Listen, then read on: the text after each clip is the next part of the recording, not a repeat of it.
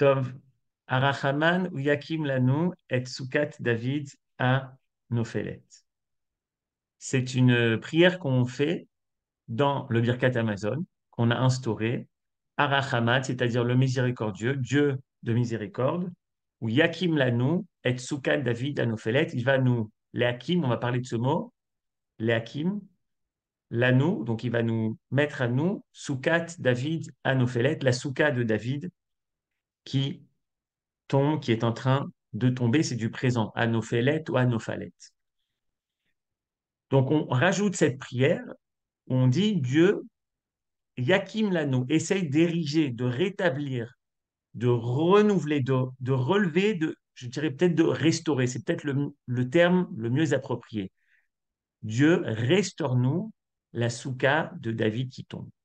Cette prière est toute particulière pour deux points. Premièrement, en général, on la rencontre dans le Birkat Amazon de Sukkot, et chez les Sfaradim, on l'a déjà rencontrée dans les Slichot qu'on fait surtout à Kippour. Et on a là-bas également Asele Ma'anar Soukat David à Nophelet, fait par rapport à la Souka de David qui tombe. Et il y a quelque chose dans ça qui est très illustratif, qui est très imagé. On peut représenter cette chose-là, on pourrait la peindre. Et d'habitude, c'est pas comme ça. On dit quoi, Rachaman, fait en sorte qu'on ait une bonne année, Shana Shekulatov, Refoua Shlema, qu'on ait le- la Refoua pour nos malades. Ce sont des choses qui sont très peu palpables. Mais là, on a vraiment une image qui peut nous sauter aux yeux. C'est cette image de cette souka de David qui tombe. Et on demande à Dieu les hakim, on a dit d'ériger, de restaurer, de rétablir à nouveau cette souka de David qui tombe. En ça, c'est spécifique, parce qu'on peut l'imager, on pourrait peindre cette chose-là, premièrement, et deuxièmement, parce que euh, il y a quelque chose d'assez spécifique. C'est vraiment très spécifique. C'est pas général. Fais en sorte que tes enfants reviennent sur Israël, ou fais en sorte qu'il n'y ait plus de malades, ou donne-nous une bonne année, comme on fait dans la vie Malkenu, ou à Selemanach, etc. Quelque chose de très spécifique et illustratif.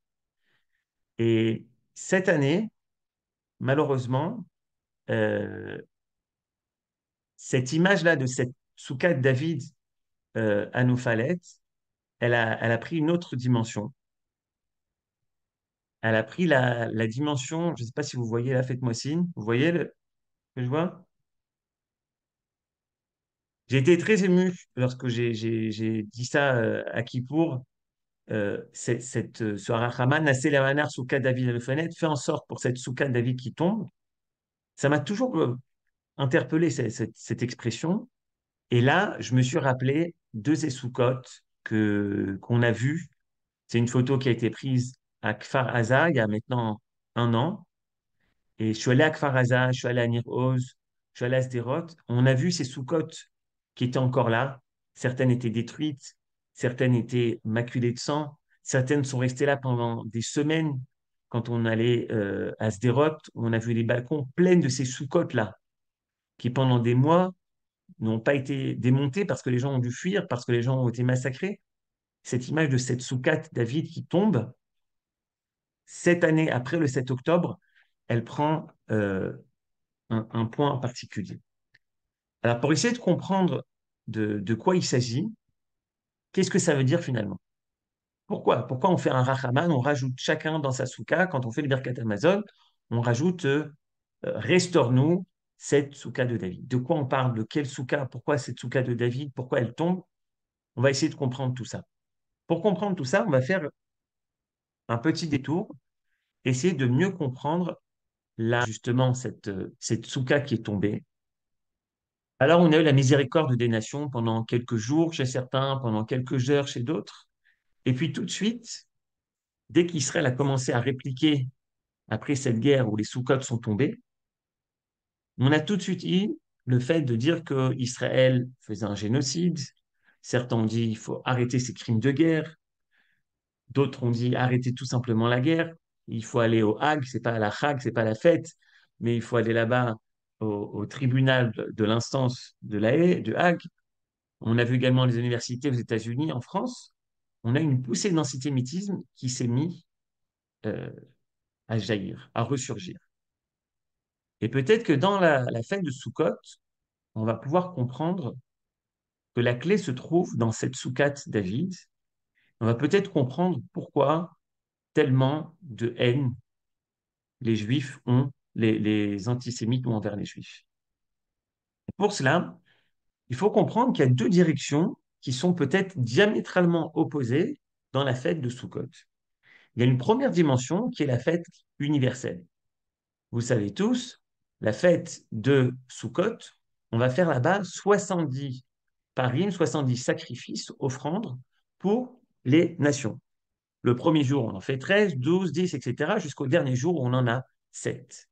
C'est la fête universelle par excellence. C'est la fête de Sukkot, puisqu'on fait les sacrifices pour les nations, ce qu'on ne fait pas dans les autres fêtes, et également dans le prophète de Zecharia, il nous est dit qu'à la fête de Sukkot, l'ensemble des nations viendront à Jérusalem. Donc on le sait, la Souka a cette idée, et d'ailleurs, chaque année, il y a la fameuse marche des nations. Je ne sais pas si elle a eu lieu cette année à cause de la guerre, mais en général, ça défile à Jérusalem. Vous avez une centaine de pays qui sont représentés et qui viennent montrer leur amitié avec Israël. Donc ça, c'est la première dimension, la dimension universelle, ce lien avec les nations qui est proche. Mais de l'autre côté, on a dans la même fête de Sukkot, on a une direction diamétralement opposée qui est le fait qui est particulier. On a un lien privilégié, un lien intime avec Dieu qui est complètement différent des nations. Comment on voit ça? On dit Israël, où il y a la Shevet Besukachat. L'ensemble d'Israël va être assis sous une seule et même souka. Donc c'est qui sera dans cette souka? Il n'y aura pas les nations, il n'y aura pas Ishmaël, il n'y aura pas Esav, il n'y aura pas les Allemands, ni les British, il n'y aura personne d'autre. Uniquement Israël sera dans la même souka. Et vous connaissez certainement tous cette Gemara, ce Talmud qui nous dit que lorsqu'à la fin des temps, les nations voudront savoir, voudront venir et nous dire hey, pourquoi tu ne nous as pas donné la Torah? Nous aussi, le message de la Torah est en adéquation avec l'ensemble des peuples, alors là, Dieu leur donnera une mitzvah. Et le Midrash dit une mitzvah très simple. Allez dans la souka. Voici que les nations du monde vont dans la souka. Dieu fait tomber quelques gouttes d'eau et vous connaissez la suite. Ils vont tous sortir, les nations du monde sortent de cette souka, Veboratim ba, et ils donnent un coup de pied dans la souka. Donc, ce Midrash, c'est ce Talmud de nous dire, regardez, vous voyez bien, on a donné aux nations de la souka, on a voulu faire quelque chose d'universel, faire ce pont avec les nations, mais finalement, il n'y a pas d'adéquation, et donc ils sortent, et c'est pas qu'ils sortent en étant tristes, mais ils y vont, ils donnent un coup de pied dans la souka. Donc encore une fois, il y a quelque chose, une distance qui se crée face aux nations. Et vous vous rappelez certainement de la Haftara qu'on a lue il y a quelques jours, c'était la Haftara de Gog ou Magog. Je ne vais pas passer, je ne vais pas vous lire la Haftara, ceux qui veulent lire la traduction, c'est la grande guerre de la fin des temps, pas vraiment la fin des temps, Manitou disait c'est la finalité des temps. Il n'y a pas de fin des temps où c'est tintintin, rien ne va plus, mais la finalité des temps, c'est justement arriver à Hachem Echad Ushmechad, l'unicité de Dieu. Laisse ça de côté. En tous les cas, on a également cette guerre face aux nations, et on a ce qu'on est en train de vivre dans quelques heures, qui est Shemini Atzeret, donc ce 8e jour, on va s'arrêter, c'est la traduction, et le Midrash raconte, Seuda Achat Ktana. Pendant 7 jours, tu as fait les sacrifices d'offrandes pour l'ensemble des nations. Le dernier jour, Shemini Atzeret, tu vas faire une offrande par Echad, qui représente le lien intime, le lien direct et le lien unique entre l'Éternel et son peuple. Seuda Achatana, quelque chose d'intime entre nous, qui dit entre nous, only Jewish, uniquement le peuple juif. Les nations, vous pouvez aller dehors. Donc vous voyez que dans Sukkot, on a deux directions diamétralement opposées. D'un côté, on dit que c'est la fête de l'universel, on a ces 70 sacrifices, on dit qu'ils viendront toutes les nations au temple à Sukkot, mais de l'autre côté, on voit que la Soukha, elle est uniquement pour les juifs, les nations donne un coup de pied dans la souka, il y a cette guerre contre les nations de Gog ou Magog, et le dernier jour, qui est Shemini Atzeret, ce lien intime, Seuda Ktana, un petit buffet entre nous en tête à tête, sans qu'il y ait toutes les nations qui soient là. Alors, pour essayer de répondre à ça, je vais vous faire part d'une histoire qui a eu lieu il y a quelques semaines. Le professeur Ze'ev Tzachor. Professeur Ze'ev Tzachor est le directeur de la Michelet Sapir, qui se trouve en Israël. Il a été invité en Angleterre de passage et il pose cette fameuse question, pourquoi tant de haine? Pourquoi tant d'antisémitisme depuis le 7 octobre? Il demande ça à des académiciens, des personnes intelligentes qui enseignent dans les universités en Angleterre. Et voici la réponse qu'il va recevoir. Euh, Madoua atem kol kach mitnagdim Israël. Pourquoi vous êtes tellement anti-Israël? Anolo et Tachuva Madima. Ils ont répondu comme ça. Chalamnu al makom shebo sefer asfarim achadash ikatev. Nous avons rêvé, nous avons espéré. Donc c'est les peuples qui parlent. Nous avons espéré, nous avons rêvé un endroit où le livre des nations, le livre des livres, la Bible, va s'écrire à nouveau pour amener une Géoula, une délivrance, un salut pour l'ensemble du monde. Qui a thème Ariam Ségoula, parce que vous êtes le peuple de la Ségoula. On ne va pas traduire le mot Ségoula, le peuple, le trésor. Hayul Olam Tipiot, nous avons tous une attente. Veraouma Asitan. Et regardez ce que euh, vous avez fait. Une seconde. Voilà. Donc, regardez cette réponse, c'est assez fort. On a rêvé d'un endroit où à nouveau la Bible va s'écrire et ça va amener une délivrance pour l'ensemble du monde, de l'humanité, mais regardez ce que vous avez fait. Ça a été la réponse. En d'autres termes, lorsque le peuple juif remplit son rôle en étant un peuple parmi tous les peuples, c'est-à-dire être un peuple normal, être une étoile de plus sur le drapeau de l'Europe ou sur le drapeau des États-Unis, les peuples se disent, mais c'est pas possible. Pourquoi ce casse-tête au Moyen-Orient si c'est pour avoir encore un peuple parmi les nations? Lorsqu'il y a une volonté du peuple juif de faire partie du concert des nations, d'être un peuple parmi les autres, d'être un peuple normal, alors à ce moment-là, il ne remplit pas son rôle et Magbir est antisémite. Ça va attiser le feu de cet antisémitisme. Comment je sais ça? C'est pas moi qui le dis. Celui qui dit ça, c'est, regardez, c'est le natif de Vologine. Dans la paracha de Balak, un des termes les plus connus, des passages les plus connus, il est comme ça. En am levadad ishkon ubagoim lo itrashav. Bon, vous connaissez tout ce que ça veut dire. Nous sommes un peuple unique, seul, solitaire, ubagoim lo itrashav, et les nations, en d'autres termes, lo itrashav, je te calcule pas, je fais ce que je veux, je fais ma vie, et peu importe ce que dira les États-Unis, l'Union européenne, oui, non, pourquoi, peut-être, il faut arrêter la guerre demain, etc. Je m'en fous. Ça, c'est ce qu'on explique en général. Enam levadad ishkon, je suis solitaire, je prends mes décisions, et ce que diront les peuples ne m'intéresse pas.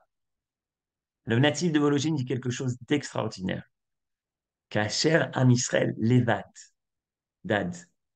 Lorsque Israël est seul, mais en fait il est singulier. Shomer ali Hudoto.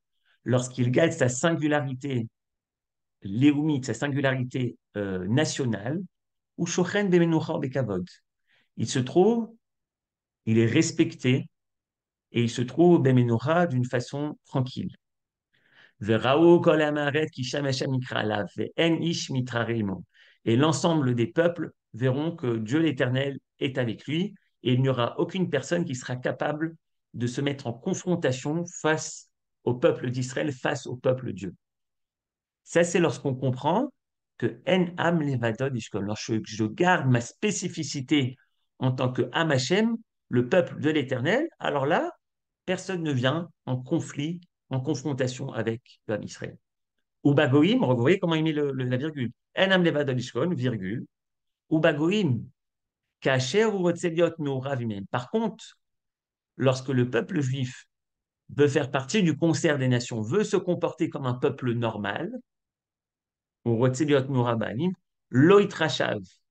C'est quoi ce Loït Rachav? Je ne vais pas te calculer, je ne vais pas tenir compte de toi.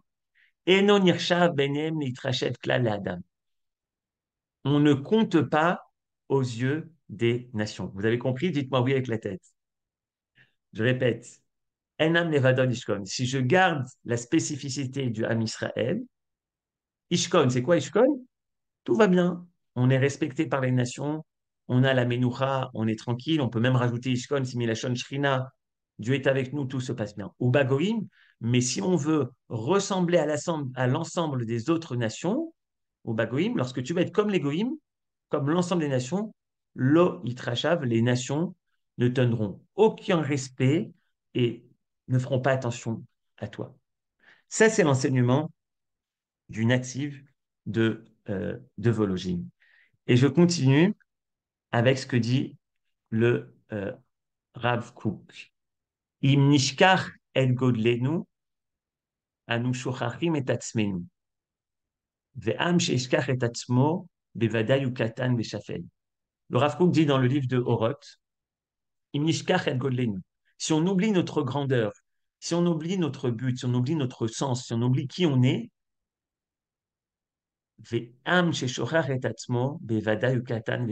un peuple qui oublie qui il est, qui oublie quel est son rôle, quelle est son fonction, quelle est sa fonction, il est petit et shafel, ça veut dire il est piétiné, il ne vaut rien. Ça, c'est le switch. On commence maintenant un petit peu à toucher au sujet, au thème de ce soir. La spécificité du Ham Israël. D'un côté, on a vu qu'on a une spécificité, on a ce Shemini Atzeret qui est uniquement pour nous, on a cette Souka où tout Israël sera ensemble, on voit que les nations, eux, ils vont donner un coup de pied dans cette Souka. Peut-être que la réponse, elle est ici. Lorsque le peuple juif essaye d'être un peuple comme l'ensemble des autres peuples, alors là, il n'a pas la place dans les nations. Vous savez, on parle de 70 nations, et Manitou disait que Am Israël ne fait pas partie de ces 70 nations. C'est toujours une question qu'on se pose. 70 facettes de la Torah, 70 nations. Non. Le Ham Israël appartient à la 61e, 71e des nations. C'est ce qu'on appelle le principe unificateur. De la même manière que dans le Sanhédrin, il y avait 70 sages, Moshe Rabbeinu ne faisait pas partie des 70 sages. Moshe Rabbeinu, c'était le 1, le 70 plus 1. Cet élément qui va être capable d'unifier l'assemblée. Israël est le principe unificateur de l'ensemble des nations. On continue, on va maintenant parler un petit peu justement de David et de Shaoul. Parce que vous allez voir, ce qui se passe entre David et Shaoul, c'est ce qui se passe pendant cette guerre et c'est également ce qu'à mon avis, le natif de Vologine essaye de, euh, de nous enseigner. Shaoul, premier roi d'Israël, il a le mérite d'avoir réussi à unifier le peuple juif. Je vous rappelle avant, ça fait déjà plus de 300 ans, presque 400 ans, que nous sommes rentrés en tant que tribu en Israël, Yoshua. Vous vous rappelez, 14 ans, 7 ans, on fait le partage, 7 ans de guerre, ça va prendre beaucoup de temps. Fameuses 14 années où chaque tribu va aller dans son lopin de terre. Très bien. Bon, qu'est-ce qui se passe après Yoshua? Ah, attends, on se rappelle? Ah oui, on a les juges. C'est quoi les juges? C'est l'histoire de 12 juges qui sont chacun d'une autre tribu. Et ces 12 juges vont à chaque fois, face aux problèmes sécuritaires, mais également aux problèmes moraux, problèmes d'idolâtrie souvent, va engendrer une confrontation avec les peuples voisins, avec les ennemis. Ce sera souvent les Philistins, mais pas que. Et donc là, le juge se lève et vient faire de l'ordre, vient combattre l'ennemi et vient installer une sérénité dans le peuple pendant 10, 20, 30, 40, 50 années. Ça, c'est les juges. Le problème des juges, c'est qu'on fonctionne en tant que tribu. Shevet Dan, Shevet Yehuda, Naphtali, chacun pour soi, chaque tribu pour elle-même. Et il y a même parfois des tribus du même peuple qui vont les unes contre les autres. Ça, c'est l'époque des Shoftim. On a le premier roi d'Israël qui s'appelle Shaoul, et qui a ce mérite d'être celui qui va unifier le Ham Israël, qui va unifier l'ensemble des tribus pour dire maintenant c'est fini, ce jeu de tribus, on est un seul et unique peuple. Il y a juste un problème. C'est quoi le problème? C'est que Shaoul va faire une faute. Vous vous rappelez tous d'une des fautes de Shaoul, c'est lorsqu'il ne va pas tuer Agag, le descendant d'Amalek. Et Shaoul, l'erreur qu'il fait, c'est qu'en fait, Shaoul est un charisme naturel. Et on va voir la comparaison entre Shaoul et David pendant les minutes qui suivent maintenant. Alors que Shaoul va incarner un roi comme tous les autres rois, parce que c'est ce qu'il demande. Si vous vous rappelez là-bas du Psukim, Meler Kechol Hagoyim, on veut un roi comme l'ensemble des autres nations. Ok, Shaoul va remplir ce rôle, mais il va être dans le domaine du Teva, dans le domaine du naturel. Shaoul, il n'y a aucun doute que ça va être lui le roi. Il a un charisme naturel et l'ensemble du peuple va derrière lui comme un magnet, comme un aimant. Alors que si vous regardez David, eh ben David, c'est pas donné du tout. C'est bien plus compliqué ce qui se passe au niveau de David. Et regardez lorsque Shaoul arrive pour choisir David. Vous vous rappelez, hein, le titre, c'est Soukat David Anophélet. Pourquoi David? Qui est ce David? On est bien sûr ce soir dans le septième des Rohim, le septième des bergers. Vous vous rappelez, on a eu chaque soir un autre invité, Abraham, Yitzhak, Yaakov, Moshe, Aaron, Yosef. Faites attention, ils sont tous dans la Torah. Hein. Tous, les six premiers, ils sont dans la Torah. Abraham, Yitzhak, Yaakov, Moshe, Aaron et Yosef. Mais le septième, c'est David, il n'est pas dans la Torah, il est dans les Nivim. Et c'est ce soir, c'est le soir de David Améler. Regardez comment on a choisi le roi David. Vayomer Shalom les Ifri Lachem. Bati Idkachu ou Vatamiti Bezevar Vaikadesh et Ishai Vaidbanav Vaikralem Lazevar. Voici que Shmuel arrive, et donc bien sûr, Ishai, le père de David, a fait, on va dire, un grand barbecue, il a fait des offrandes, des sacrifices, le prophète arrive chez lui. Et voici que le regard de Shmuel se porte sur Eliav, Eliav qui est le Béchor, qui est l'aîné, qui est celui qui est grand, qui a un charisme, qui est fort. Je pense bien que ça va être lui le Mashiach, c'est-à-dire le Messie, c'est-à-dire le roi. Je vais oindre pour qu'il soit le roi. Tov. Vayomer Hashem el Moshe, Vayomer Hashem el Shmuel, et Dieu dit à Samuel, Al tabet el mareu vel gova komato. Ne regarde pas l'aspect extérieur. Vel gova komato et le fait que il a l'air grand et fort. Qui m'estime qui, parce que celui-là, je le mets de côté. Lo asher ire Adam, qui a Adam ire la enaim, Hashem ire la evav.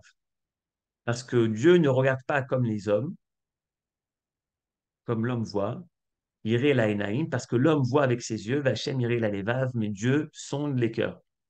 Vous voyez de où Saint-Exupéry, c'est le Petit Prince, vous vous rappelez?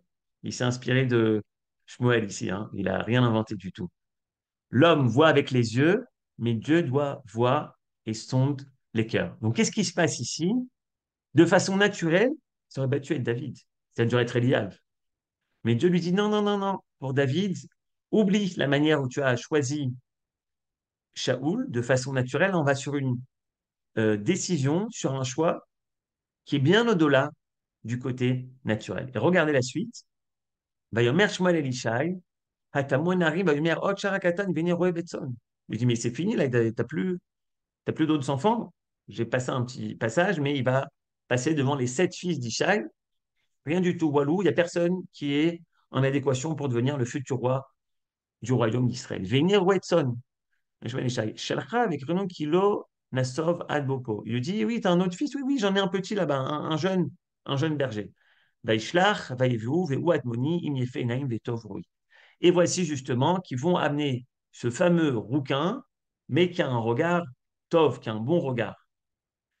Vayomer Hashem, Kum Mesheru, Kizeu. Et voici que David arrive, c'est même pas écrit, mais c'est ce qui se passe.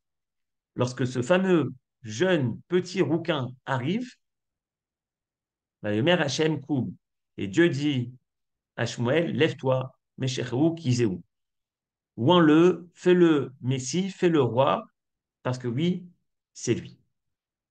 Donc vous voyez ici que ce choix de David, c'est pas du tout un choix naturel, mais c'est un choix qui est dicté par Dieu directement. Parce que Shmuel serait tombé dans le panneau, et quand on a dit tu vas chez Ishaq, il aurait tout de suite choisi le grand frère, celui qui a l'air valeureux, qui a l'air costaud, l'aîné, ça aurait dû être Elias si on est allé sur un choix naturel. Bon, on continue. Donc David, déjà, lorsqu'on le choisit, d'une façon très peu naturelle. D'ailleurs, vous vous rappelez certainement, puisque maintenant c'est des jours où on dit le Hallel, Even Ma'asu Abonim, Haïta le Rosh Pina. Even Ma'asu Abonim, Haïta le Rosh Pina. Bon, on chante un peu, hein, c'est comme Soukot et tout. Alors, Even Ma'asu Abonim, une pierre, on a mis de côté, Haïta le Rosh Pina, c'est devenu la pierre la plus importante de l'édifice, la pierre angulaire. Vous savez sur quoi c'est dit? Bah, sur David. Even Ma'asu Abonim. David a dit, ah, c'est qui ce petit-là? Personne n'en veut. C'est pas sur lui qu'on va construire le royaume d'Israël. Haïta les Rosh Pina, c'est devenu la pierre la plus importante de tout l'édifice, la pierre angulaire. C'est le seul roi, David, on va dire, David, Melech Israël, Chaïv Kayam. On a eu d'autres rois de Sadikim. On a eu Shlomo, un grand roi, on a eu Hiskiyahu.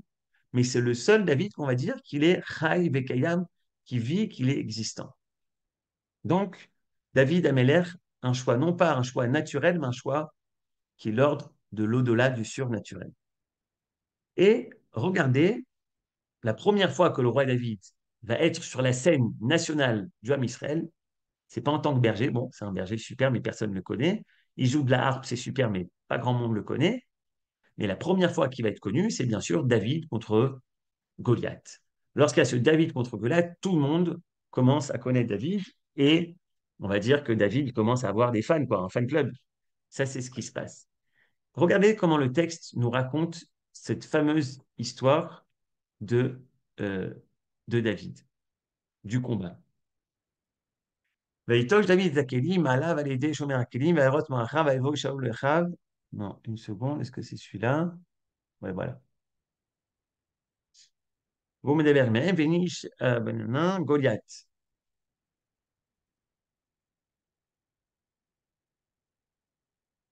OK. Donc ça, on nous décrit que pendant 40 jours, il y a Goliath qui vient de Gath. Goliath à Pélisti, Shmo, Migath. Parenthèse, les amis, Goliath vient de Gath. Gath, c'est juste à côté de la bande de Gaza.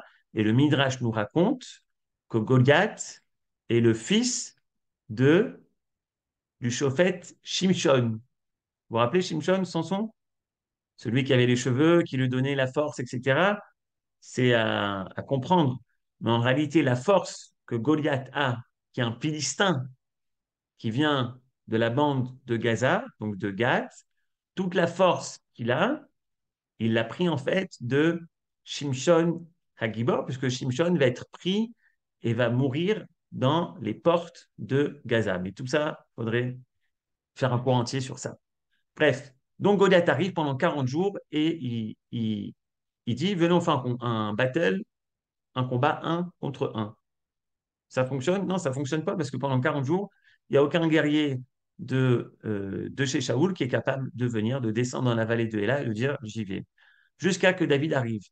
David descend dans la vallée avec ces fameux Rugatka, comme on dit en français, cette fameuse lance-pierre. OK? Il arrive. Et voici comment réagit Goliath le géant. David, quoi, je suis un chien parce que tu viens avec moi avec des pierres et avec des bâtons. David,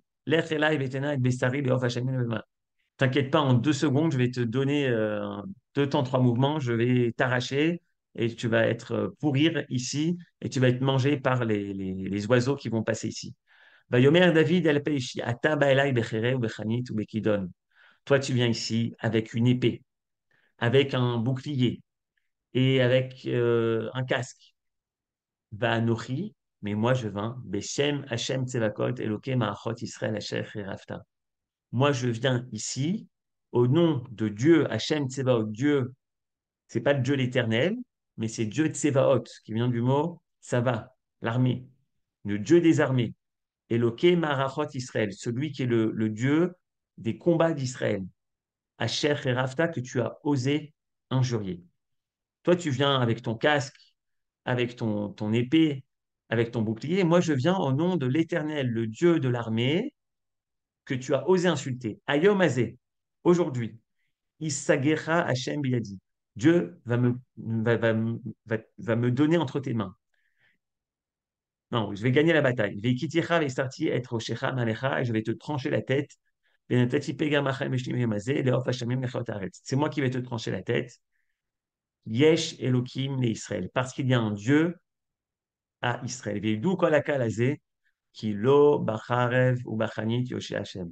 Et l'ensemble de ceux qui nous regardent là sur la montagne, là, tu sais, ceux qui sont derrière là, tout le peuple d'Israël qui est ici, qui pense que cette bataille, on va la gagner grâce à quoi? Ben, grâce au dôme de fer, grâce au dôme de, etc., grâce à l'armée, grâce aux tanks, et grâce à l'intelligence artificielle, et grâce au Mossad, et au... Non. Veyadou Kolakal et tous ceux, toute la communauté d'Israël, Lo Becherev ou Bechanit Yoshé Hashem. C'est pas grâce à l'épée, c'est pas grâce au bouclier que Dieu va me sauver. Qu'il Hashem Aminchama Venatan Etrem Biyadenu. Parce que Dieu fait la guerre, et Nathan Etrem Biyadenu, et il va nous donner, vous les Philistins, il va nous donner entre les mains d'Israël. Voilà comment David part au combat. Il part au combat, encore une fois, non pas du tout avec une direction, avec une idée naturelle. Bon, toi, tu as un truc, moi, non. Il dit Aniba Beshem Hashem. Je viens au nom de l'Éternel, Dieu, qui est le Dieu qui fait la guerre avec Israël. C'est le deuxième point qu'on voit par rapport à Shaul. Un troisième point qui est moins connu, c'est également le fait que David Amelech, lorsqu'il va accéder au trône, à chaque fois qu'il va partir en guerre, il va très très souvent, même à chaque fois, il me semble, demander Urim Vetumim. Vous vous rappelez, le Kohen Gadol, il avait le pectoral et il pouvait poser des questions avant la guerre. J'y vais pas, est-ce que c'est le moment, par où il faut attaquer, etc. Shaoul, non. Il y a même une fois, on va proposer à Shaoul, est-ce que tu veux maintenant faire cette demande au pectoral du Kohen? Shaoul dit non, c'est bon, j'ai pas besoin.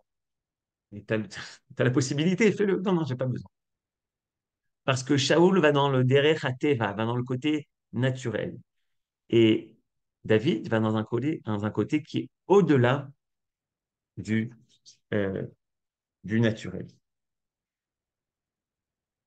J'aimerais continuer. Euh, je crois qu'on arrive maintenant justement à essayer de comprendre cette question de Soukat David. C'est quoi cette Soukat David? Ben, c'est très simple. Il faut tout simplement aller voir le Maharal de Prague. Avant de parler du Maharal de Prague, il faut bien expliquer que Soukat David Anophelet, c'est écrit dans le prophète de Amos. Dans le dernier chapitre du prophète de Amos, et Soukat David Anophelet.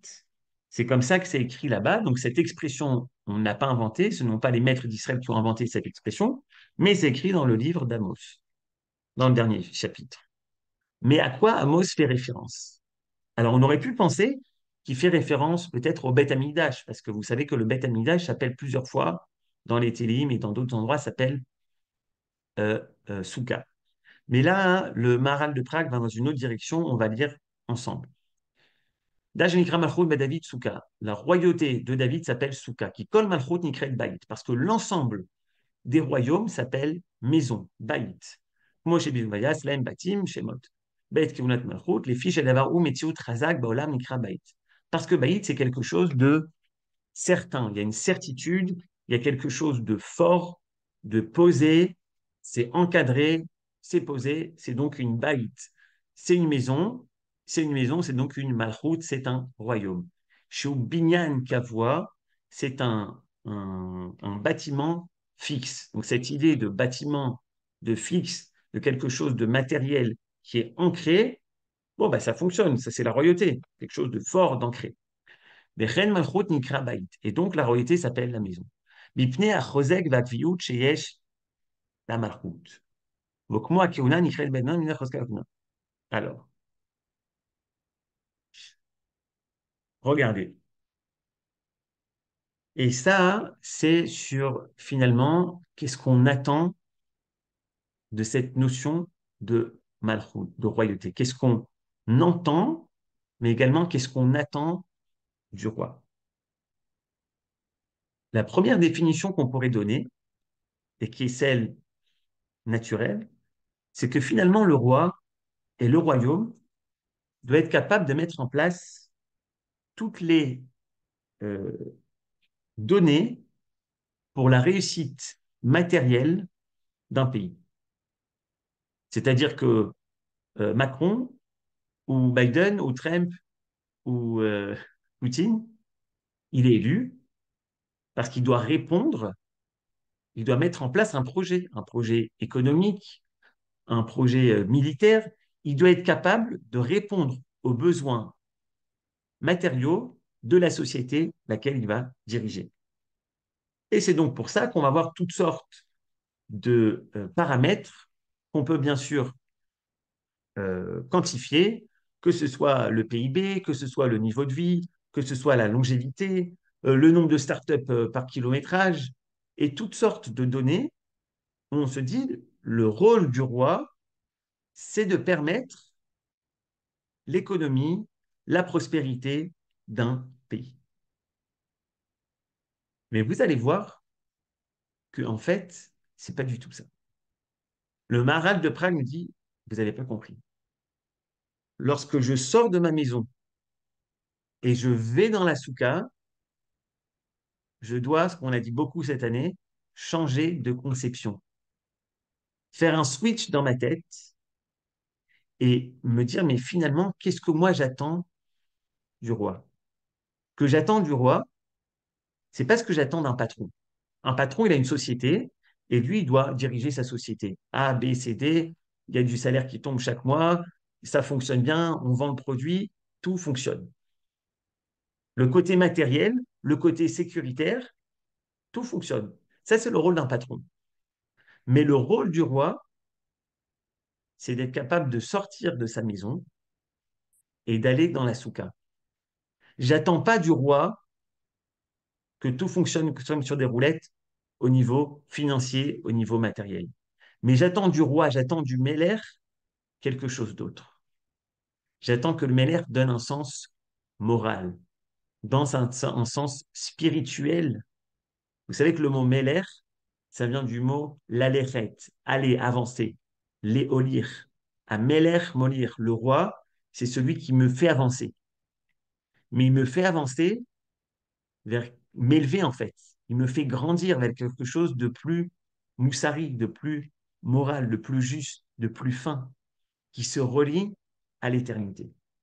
Et c'est ça que ce que raconte le Maharal de Prague. On reprend le texte. Le Maharal de Prague dit comme ça. Etc. Et maintenant, je lis ce qui est un petit peu en gras. Les fichar, kara malchut bet David, souka. Mais la malchut de David, la royauté de David, souka. Les fiches malchut bet David, malchut et loki. Voilà le mot qu'il dit. Parce que le royaume d'Israël, de David, c'est un royaume lié au divin, Eloki. Lok moshar malchut sheuchol. Pas comme dans l'ensemble des autres malchuyot, l'ensemble des autres royautés qui, eux, sont des malchut qui sont liés au chol, qui sont liés au matériel. Les fichar karuoto bait, sheubinyan kavoak, moadvarim ativim, etc. Donc, bait fait relier au côté naturel, alors que la souka nous fait relier à quelque chose qui n'est pas quelque chose de matériel. Lorsque je sors de ma souka, je fais un switch dans la tête et je m'attache, moi, non pas au mur, aux choses matérielles, aux choses fixes, mais je vais dans une souka qui est beaucoup plus frêle, où la matérialité est presque absente. Son nom de souka, ça vient du srar, c'est le toit, c'est la hashgacha, c'est Dieu qui nous protège. Et je fais un switch, je passe aux côtés de la spiritualité. Mais c'est le même switch qu'on doit faire dans nos têtes. Qu'est-ce que j'attends du royaume d'Israël? Est-ce que c'est uniquement l'aspect sécuritaire, l'aspect économique, ou est-ce que j'attends du royaume d'Israël d'être le phare de de ce peuple-là? C'est ce qu'on a dit au début. Si j'attends d'être comme un peuple parmi l'ensemble des peuples, alors là, Enam Levadon Dishkon, ou Bagoim Lo Yitrashav. Lorsque j'essaie d'être un peuple comme tous les autres peuples, personne ne fait attention à moi, on y va, on peut me piétiner, et tout le monde déteste ce Israël qui ne remplit pas son rôle. Par contre, David a très bien compris que le rôle de l'âme Israël, c'est pas d'être la startup nation, c'est très bien, c'est très important, mais c'est pas le Yehoud, c'est pas le but du Ham Israël. Le but du Ham Israël, qui Shem Hashem Nikra Alecha, parce que Dieu se trouve sur toi. Maintenant, à chaque fois que je pense à ça, je pense à Saadia Doré. Vous vous rappelez tous, Saadia, la dernière photo qu'on a trouvée de lui à Gaza, le soldat, le fils de Lali, il était avec les tfilines. Ce passou qui Shem Hashem Nikra Alecha, on parle des tfilines. Les nations verront que tu as les tfilines sur ta tête et ils trembleront, ils auront peur, ils diront, ceux-là, on va les mettre de côté. Ou Bagoïm, Bagoïm, Loïs Rachab, qu'est-ce qu'on a dit? Euh, bref, ferme la parenthèse. Ça, c'est ce qu'on est en train de vivre, à mon humble avis, en ce moment, dans ces derniers jours. Je continue avec, euh, avec ce dont je voulais terminer.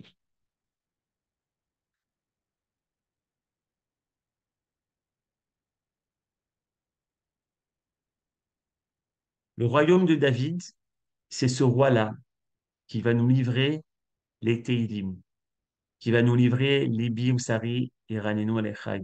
Mon cœur, l'ensemble de mon être, prie et aspire à s'approcher de toi, l'Éternel. David Améler, c'est celui qui a la Hanava, qui est tellement humble. C'est ce soir, David, et si vous remarquez, c'est également le jour de la Harava. Le jour de la Harava, c'est celle qui est humble, c'est celle qui n'a pas de goût, c'est celle qui a l'air d'être mise de côté comme le roi David, mais finalement, c'est avec elle qu'on va prendre les 5 Haravot et qu'on va taper au sol. Le Rav Kook nous dit que lorsqu'on arrive en Israël, il faut une Torah Hadasha, une Tfila Hadasha. Il faut redécouvrir la Torah et redécouvrir la Tfila et redécouvrir ensemble l'ensemble des notions qu'on a connues lorsqu'on était en exil. Cette idée de Souka, c'est justement cette idée de se relier à la Malchut Elokit. Vous savez, le roi David, moi je demande toujours, quand je guide des groupes dans Tombeau du roi David, je dis toujours, mais dites-moi, comment il se réveillait le roi David? Ah, il n'avait pas de téléphone, il n'avait pas de montre qui vibre, il n'avait pas le le petit réveil. Il avait cette harpe qui, au milieu de la nuit, commençait à jouer. Et donc, à ce moment-là, Chatzot laïla koum leodot lecha, au milieu de la nuit, je me lève. Ok, mais qu'est-ce que tu fais au milieu de la nuit? Au milieu de la nuit, David Ameller, il prend sa plume et il commence à composer, à écrire ces fameux 150 Tehillim, Mea Hamishim Tehillim. C'est ça que David va nous laisser. Ces 150 Tehillim qui sont le cri de la créature face au Créateur. Dès qu'il se passe quelque chose, alors il lève les yeux vers le ciel et il demande Dieu, aide-moi à gagner la guerre. Dieu fait en sorte que les Khatoufim ils reviennent, que les otages reviennent. Dieu, quand mon fils veut me tuer, Avshalom, aide-moi, fais en sorte que il va pas me tuer. Lorsque je suis malade, il demande la réfoua. Lorsqu'il a gagné la guerre, il remercie l'Éternel. Si on comprenait la traduction de David, ce sont que des poèmes qui parlent du cri du cœur. J'ai envie de me rapprocher de toi, l'Éternel. C'est ça que David va nous laisser. Mais il fait ça quand? Ben, il fait ça pendant la nuit. Mais il ne faut pas oublier. Le matin, 8 heures du matin, il y a tous les ministres qui se mettent en place, qui se réveillent. Il y a tous les conseillers qui viennent et il ouvre le conseil des ministres et c'est le guerrier et c'est le roi. David Ameller, il a la capacité de faire la jonction entre le ciel et la terre.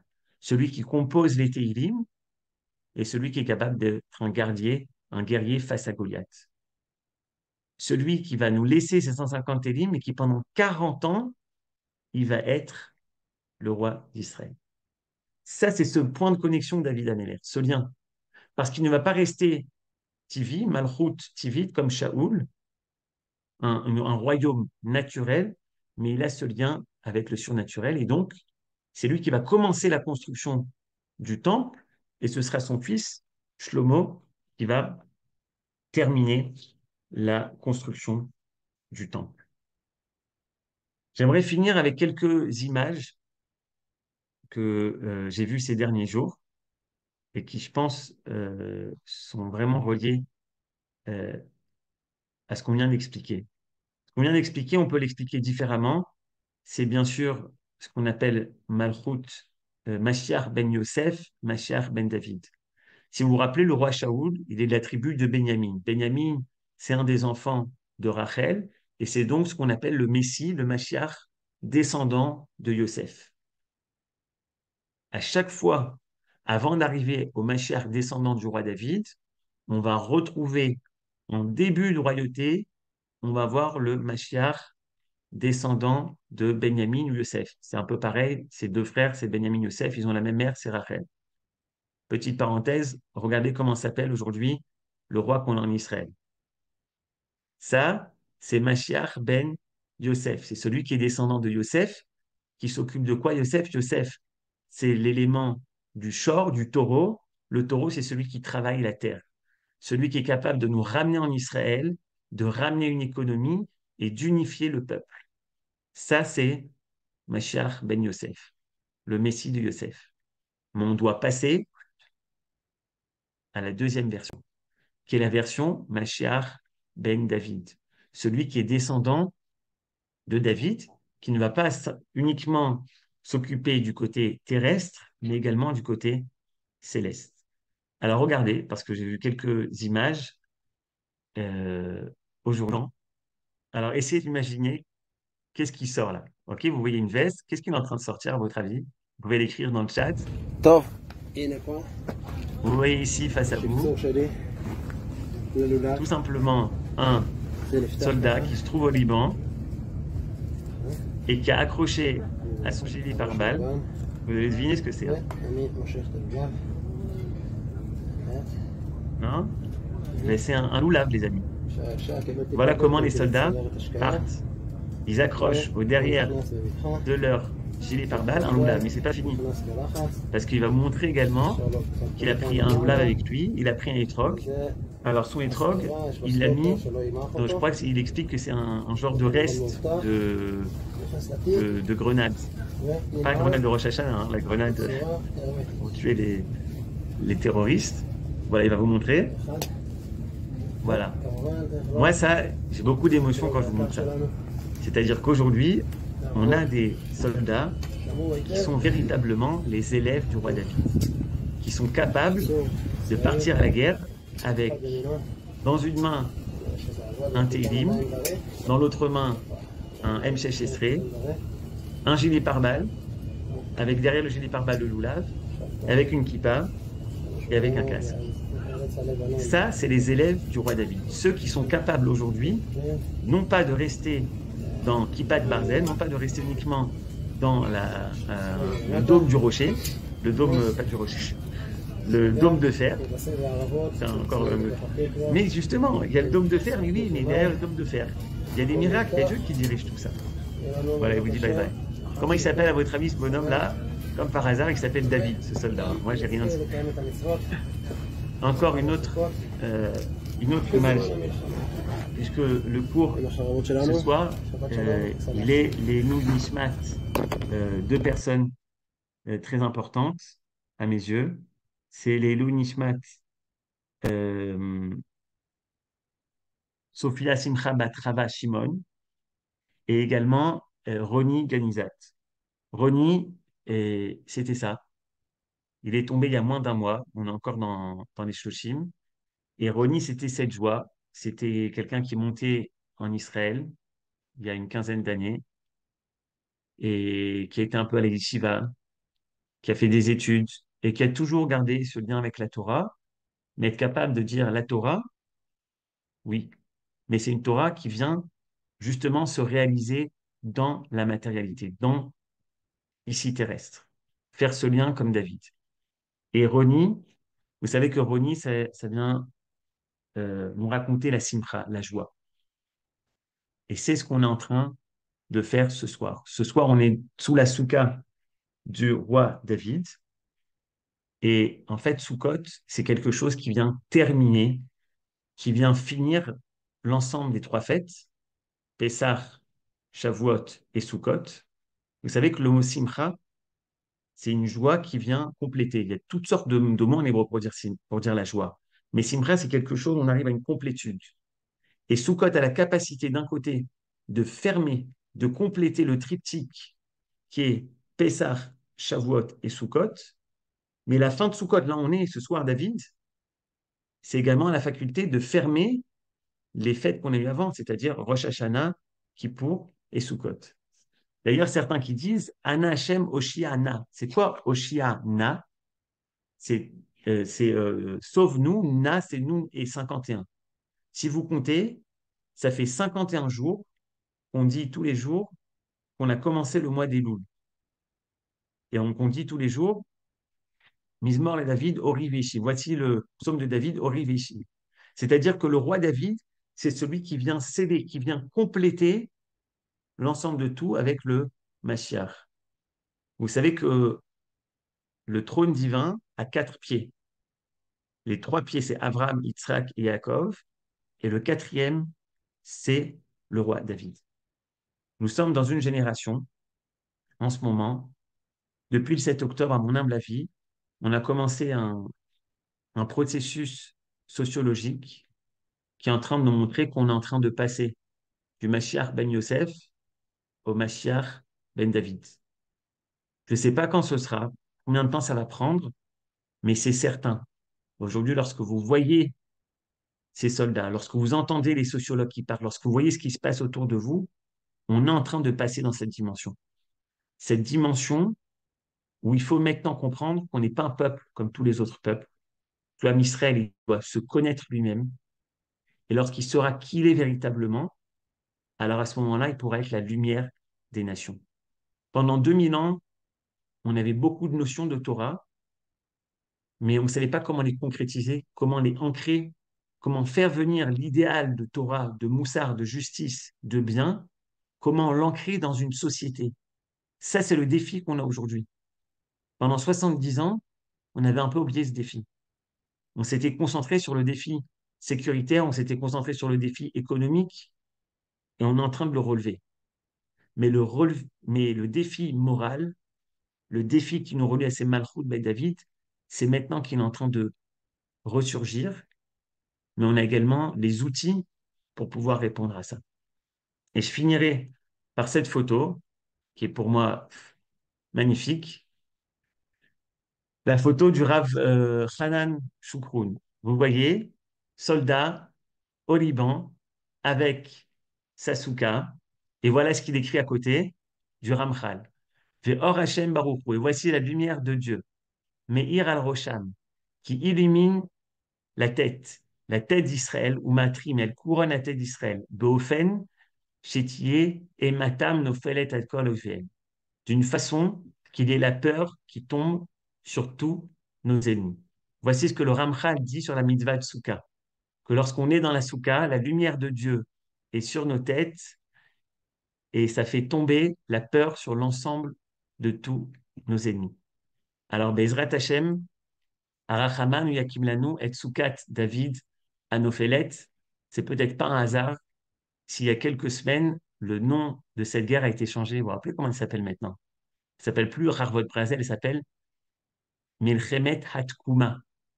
Hatkuma, c'est les mêmes racines que Yakim Lanu et Soukat David Anophelet. Toda Rabba, merci beaucoup de votre attention. Merci d'avoir visionné cette vidéo. Je vous invite à vous abonner à notre chaîne IlMod pour plus de replays, de conférences, de cours, d'interviews. Cliquez sur le bouton juste ici et vous êtes abonné à l'IlMod. À très bientôt.